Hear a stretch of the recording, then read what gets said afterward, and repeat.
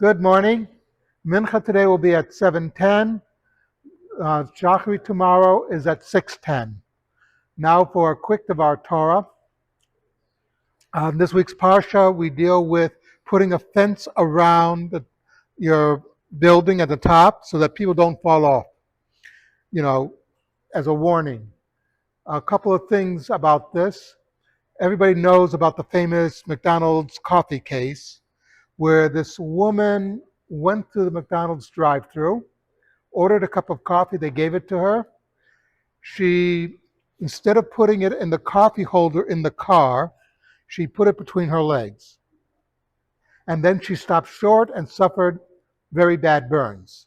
So she sued McDonald's. And today, when you get coffee, it has to have that little thing around it. And it says, "This coffee is hot." As if you didn't know the coffee would be hot. But this relates to this week's Parsha, to this mitzvah of putting the fence around the top of the building. Assume there will be stupid people. The Torah assumes this. Assumes that not everybody is the brightest bulb in the pack.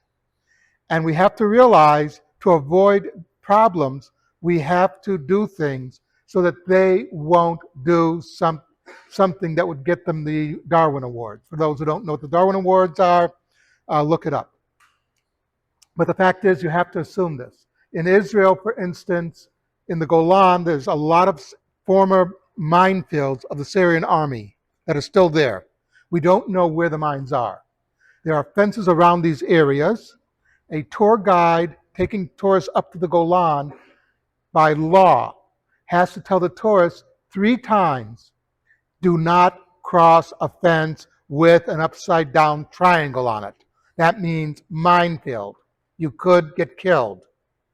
Again, this is relating to this week's Parsha and to the putting the fence around the top of the building so that people don't fall off. I realize there are people who will be doing very stupid things, and you have to try your best to avoid them being stupid and getting injured by it. We can't avoid them being stupid, but you can avoid them getting injured from being stupid.